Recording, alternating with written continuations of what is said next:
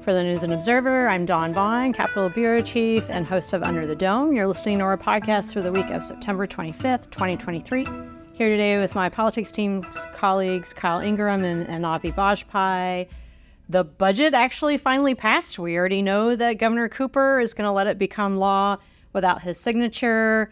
It went almost 3 months late, and I know the final vote was on Friday the 22nd, but a lot of the key debate and vote was on the 21st night of September. So I'm just going to shout out myself for picking Earth, Wind, and Fire as the headliner, because that could have been the budget vote, which I missed on Thursday because I had a State House reporting fellowship for several days this past week with the National Press Foundation, where I learned a lot about how North Carolina compares to other states with our legislature, our laws, and other things I'll talk more about another time. So anyway, what finally happened in the past less than a week as people are listening to this, is the casino deal, which was the last thing that was stopping the budget from passing, was finally cut out. And on Friday, after final votes, after the floor session, Senate Leader Berger, I use the phrase, "Why did you let casinos go?" Because that's really what had to have happened. He had to let it go.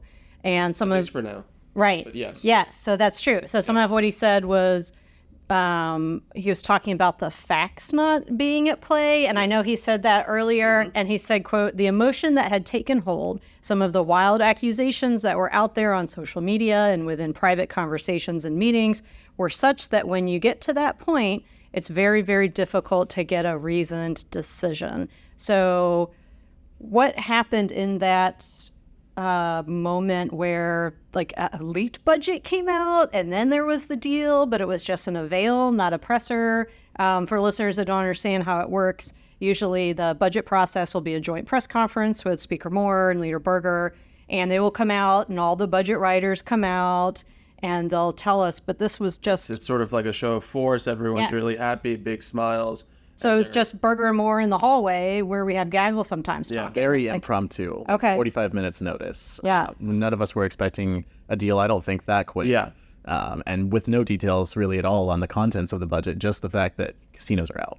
We kind of felt that we should have seen something wild coming Tuesday night, because the House was in session, but they kept going into recess and kept taking breaks. And then we heard that maybe some of these, there was this idea floated at the start of the week that, casinos are sort of the sticking point. They can't get to an agreement.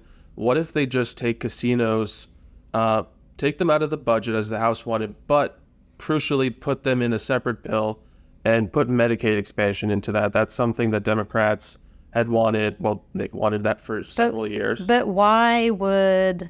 Medicaid expansion as a separate bill would have only been needed from the arguments, the past month, if the budget was going to be so late that the state was just going to lose even more federal money, or it was going into mini budget territory, which they kind of floated but never actually wanted. So was it at that point that the deal just wasn't happening and they wanted to put it in something else? I think it was fairly clear that at the end of this last week, not this past week, but the week before, the House and Senate really were kind of at a standoff.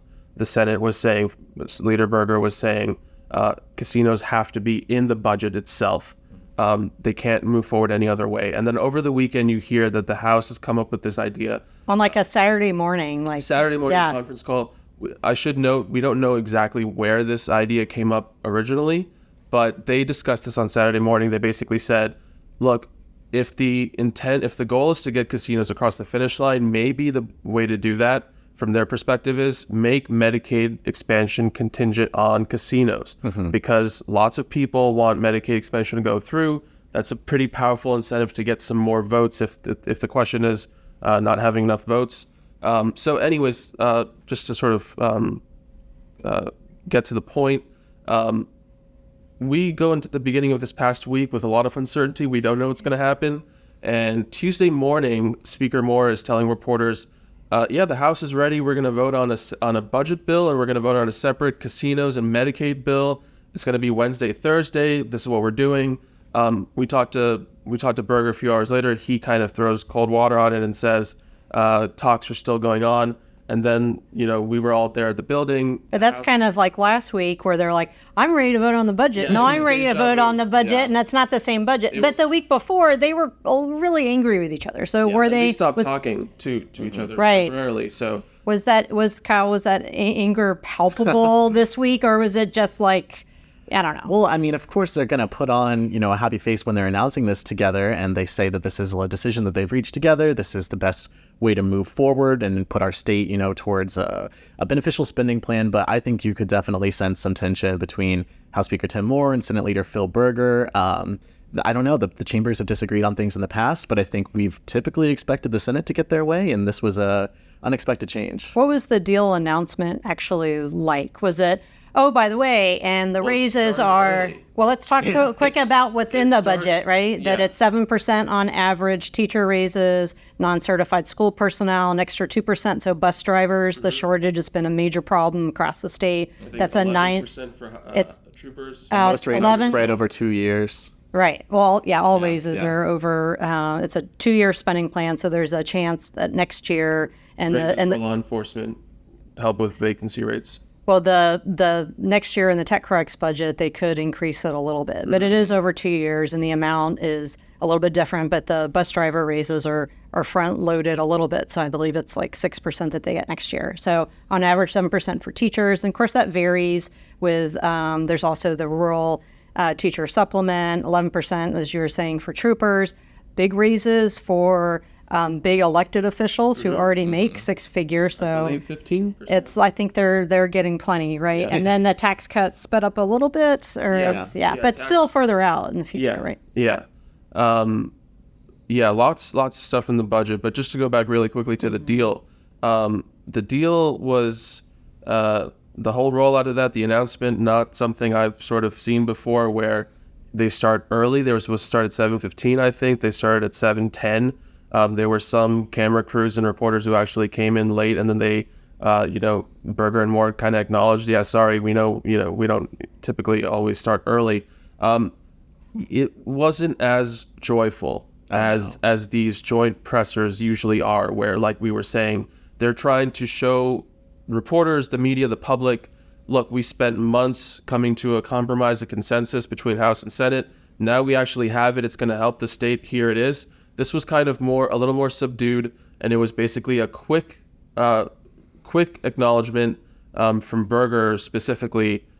Look, for whatever reason, I think it's pretty clear that it's basically a question about support among lawmakers, but for whatever reason, casinos are not moving forward, even though this was the sticking point for the last several weeks. And his issue at the end. So what he said on Friday about with the letting it go, he said it wasn't with that moment. Why did they come and make that deal and tell the reporters? I guess they were so ready to get it over with, they started early, which is kind of like legislative time is usually not early. It's late, right? Berger said he felt it wasn't going to improve in the short run, and that letting it play out over more days, weeks, a month, as the budget continued to be delayed was, quote, not in the best interest of the state. So does that pretty much sum up what that was actually like with that moment, that here the deal is here and this is it? And you have Moore also saying something to the effect of, they kind of realized they don't want any single issue holding up the budget.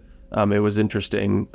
Right before, it was kind of hard to get the Senate to admit that this was the sticking point, but you kind of had that admission. All right, we're going to take a quick break, and when we come back, before we get to Headliner of the Week, we'll talk about a little bit of more drama and weirdness at the building and what that means going forward. And as you're listening to this, you're only about a week away from the state budget becoming law, since Governor Cooper already said that he'll let it become law without his signature after the 10th day. So we'll be right back.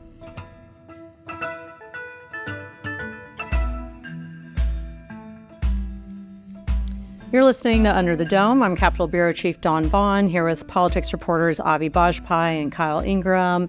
Before the break, we were talking about everything in the budget as far as the drama of the last deal or no deal, really, with casinos, and this already being almost 3 months late. And by the time that Cooper lets it become law with his signature on the 10th day, since it's been on his desk, 3 months, right, it'll be 3 months late.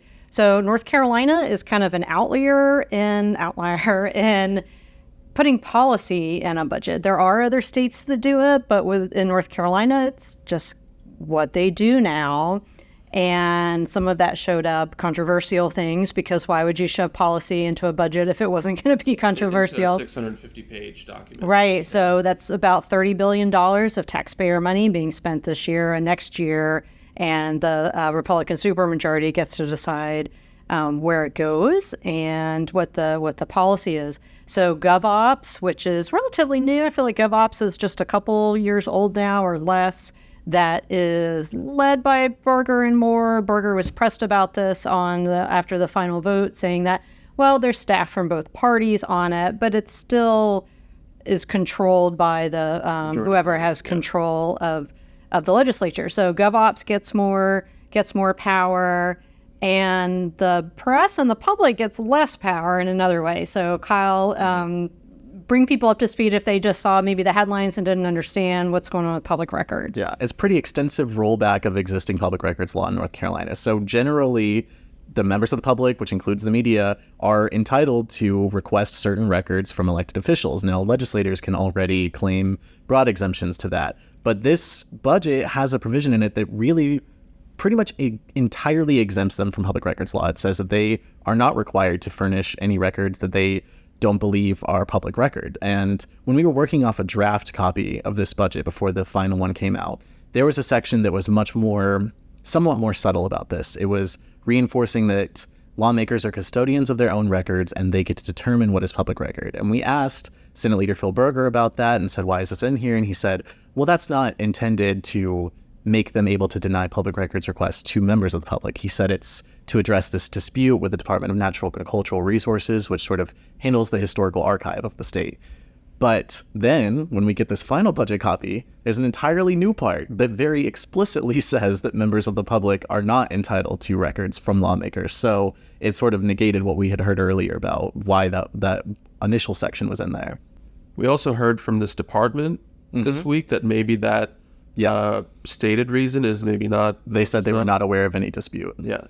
So we should mention really quickly the similar language in the budget over redistricting. Yeah, it repeals an entire section of existing law, which makes, so whenever we go through a redistricting process and new congressional legislative maps are drawn, during the drafting process, most of those materials are confidential. But when a new map is approved, all of the communications and drafts that led up to the new maps become public record. That entire section of the law is repealed. We no longer get those drafts anymore. And we've been through a bunch of gerrymandering trials in North Carolina where those drafts have been important in determining what all went on. So Senator Berger was asked about that on Friday after the final vote by our press corps colleague. It was Laura Leslie with WRL, I believe.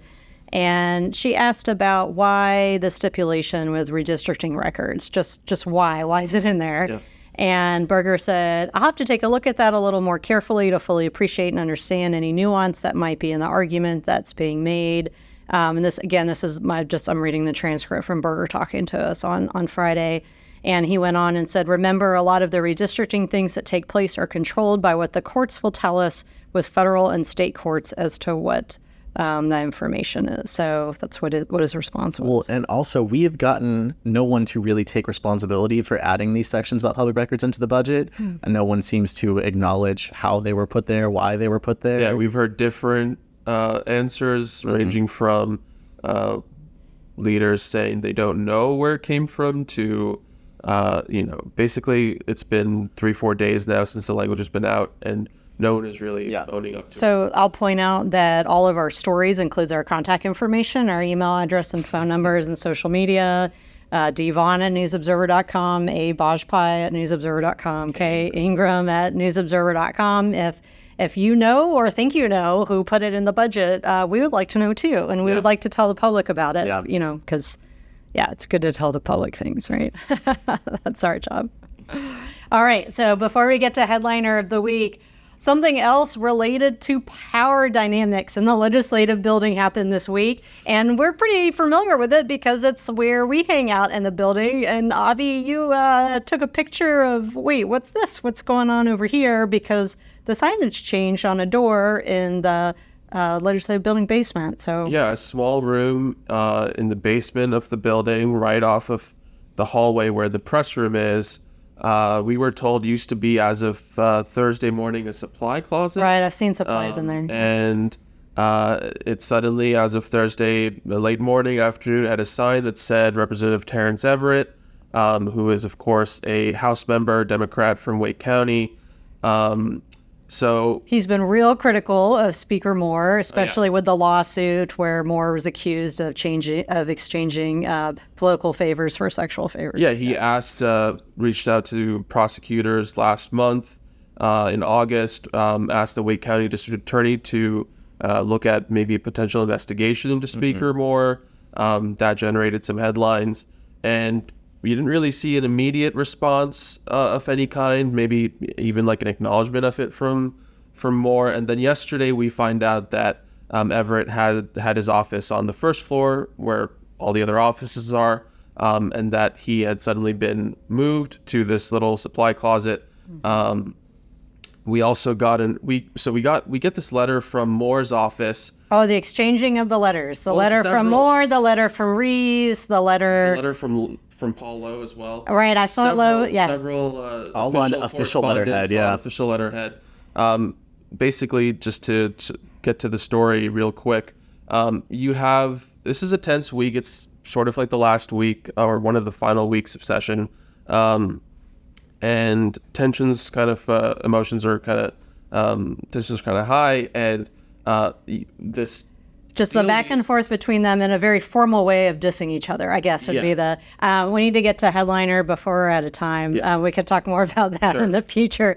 I think your headliner is related, so Avi, why don't you tell us your who or what is your headliner of the week? Yeah, so one of the perks of being at the building until midnight is seeing what lawmakers choose in terms of refreshments for everyone, for all of their colleagues. So Kyle and I were at the building last night, past midnight, Thursday night, and we saw huge sort of bags of popcorn. I think there was some fresh coffee, lots of boxes of donuts, and then Representative Everett, who was moving into his new office, actually, when we were, I think, away from the building, stopped by the press room and had some cupcakes. So lots of food moving around the building. So the General Assembly Police is down there too, next to the press room, and Human Resources, and the Cafeteria Services Manager, and of course everyone that works in the cafeteria and the snack bar. So welcome to the dungeon, the rest of us, Representative Everett. All right, Kyle, who or what is your headliner of the week? Yeah, after this crazy week, I am taking a much-needed mini vacation to New York next weekend, so you will not see me on the podcast. My headliner is where I was for the majority of this past week. It was a work trip, but also fun. As I'd mentioned at the top of the show, this State House Reporting Fellowship through the National Press Foundation. And one of the speakers there is how I knew I'd asked about, like, is it usual for policy to go on budgets? And the Conference of State Legislature said, actually, no. So I learned a lot of different things there. So anyway, my headliner, it's really a toss-up between Wisconsin cheese and, I've got to say, the Wisconsin beer cheese soup from the Old Fashioned, which is a place near the state capitol building where a lot of people that work in Wisconsin state politics go. It was pretty good. It's like beer soup? Yeah, it was like beer cheese soup. I know it sounds gross, but it was delicious. And I eat a lot of cheese curds, and I'm 99% cheese anyway. So, but the Capitol building in Wisconsin, it's breathtaking. It's all three branches of government. It's just a glorious display of architecture. It really is. It is just amazing. But also, this was a tour of 20-some state government reporters, right? So we're all like, what would it cost now? And what's that? And why do they do that? And where's that? And everything. And it was, anyway, it would cost, because someone asked and somebody knew, a couple $2 billion to build the Wisconsin state capitol today. And can you even imagine if that came up in North Carolina, considering they didn't even build the tunnel? So anyway, on that note, we're out of time. Thanks, Kyle. Thanks, Avi. And we'll have more for you next week when the state budget becomes law and Medicaid expansion actually goes into effect. So for the News and Observer, thanks for listening. We'll talk to you next time.